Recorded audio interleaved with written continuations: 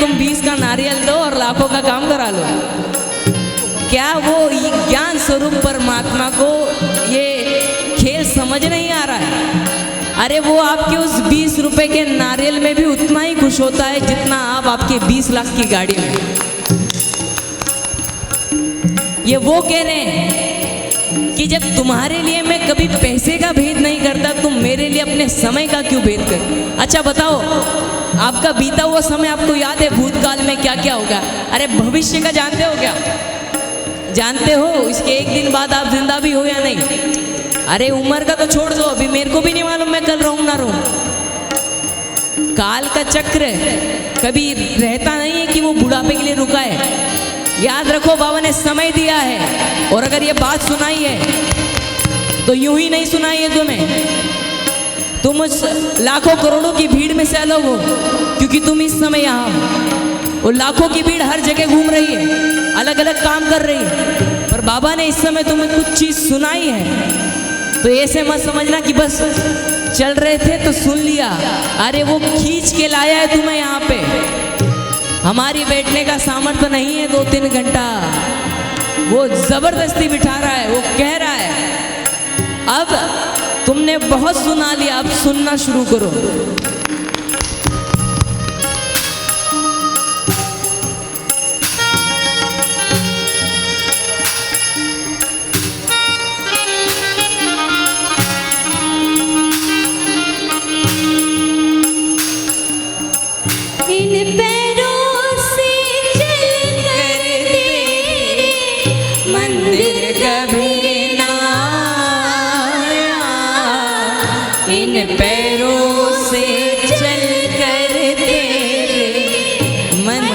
कभी ना आया, जहाँ जहाँ हो पूजा तेरी, कभी ना शीश झुकाया।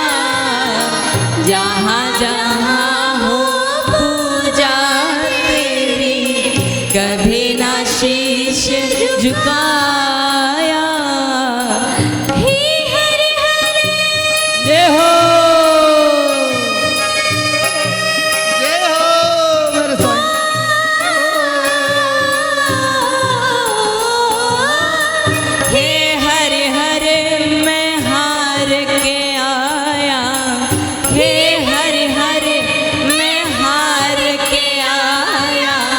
अब क्या हार चढ़ाऊं, मैंने चादर ओढ़ के कैसे द्वार तुम्हारे आऊं, मैंने चादर। अरे ये भजन नहीं है, ये अमृत है। इसमें क्या क्या निकलता है आप समझ ही नहीं सकते। अरे इन पैरों से चलकर तेरे मंदिर कभी ना आया, जहाँ जहाँ हो पूजा तेरी, कभी ना शीश झुकाया। हे हरिहर मैं हार के आया, अब क्या हार चढ़ाऊं। अच्छा एक बात बताओ, मंदिर सब जाते हो आप? मुझे थोड़ा अनकंफर्टेबल हो रहा है बैठने में, खड़े हो जाता हूँ मैं, ठीक है? मंदिर सब जाते हो, बाबा की प्रतिमा के दर्शन करते हो, मूर्ति के दर्शन करते हो, हार चढ़ाते हो ना? क्यों चढ़ाते हार? What is the reason behind it? इसका रीजन क्या है? हार क्यों चढ़ाया जाता है बाबा को? आप सिंपल फूल भी चढ़ा सकते हो, हार क्यों चढ़ाया जाता है? हार किसे चढ़ाया जाता है? जो जीतता है। किसे? जो जीतता है। मेडल किसे पहनाया जाता है? जो जीतता है। आप मंदिर जा रहे हो, उसको हार पहना रहे हो, तो ये मत समझो आपने उपकार किया। आप शरणागति करके आ रहे हो।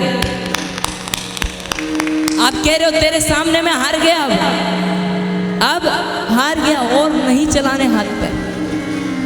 कहते हैं एक बार एक व्यक्ति पानी के अंदर डूब रहा था, बहुत हाथ पैर चलाए, तैरते आता नहीं था, डूबने लगा। हाथ छोड़ के बोल दिया, हे साईनाथ मुझे बचा ले। कहां से एक लकड़ी आ गई, वो बच गया। अरे तुम्हें समर्पण करना, वो उसका तड़प ऐसी हो जानी चाहिए पाने की।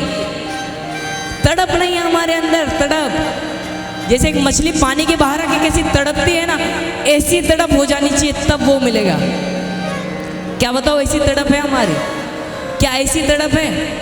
एक छोटी सी कहानी बताता हूँ आपको। एक बार एक साधु महाराज के पास एक व्यक्ति आया। साधु महाराज अच्छे हष्टपुष्ट थे। व्यक्ति कहता है महाराज मुझे भगवान के दर्शन करने हैं, आप तो करवा सकते हो, आप तो संत महात्मा। बोले मैं करवा तो दूं पर अभी नहीं होगा, सुबह 9 बजे नदी के तट पे आ जाना, नदी के किनारे आ जाना, ऐसा कहा। अगले दिन व्यक्ति सुबह सुबह 9 बजे नदी के तट पे आया। महाराज बोलते आ जाओ पानी के अंदर। व्यक्ति पानी के अंदर तो उतरा, महाराज कहते और अंदर आ जाओ। घुटना कमर आधा धड़। बोला बस महाराज बस, तैरते नहीं आता मेरे को, इतना अंदर मत लो।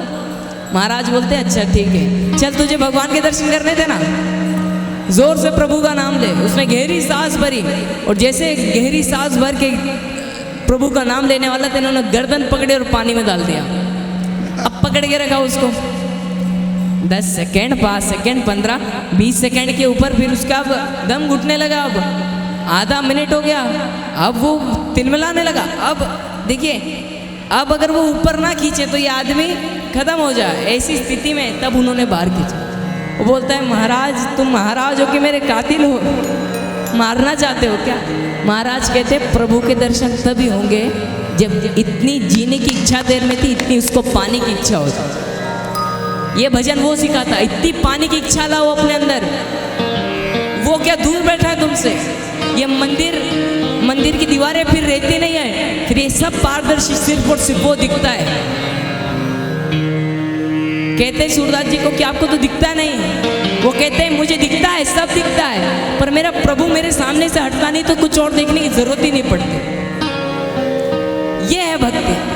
उसको हटने ही मत दो अपने सामने से, तो फिर क्या देखेंगे और क्या कहेंगे कि हमें ये चीज़ की ज़रूरत है, वो चीज़ की ज़रूरत है। और इसमें एक लास्ट जो अंतरा कहते हैं, जिसे मराठी में कड़वा कहते हैं, चलिए वो एक लास्ट कड़वा मराठी सांगा थोडी. थोड्या वेळात आम्ही मराठीमध्ये पण बोलणार आहे, कारण खूप श्री साईंचे भक्त इथं ज्यांना मराठी समजते ते बसलेले आहे. आणि एक अजून एक गोळी आहे तुमच्या समोर प्रस्तुत करतो.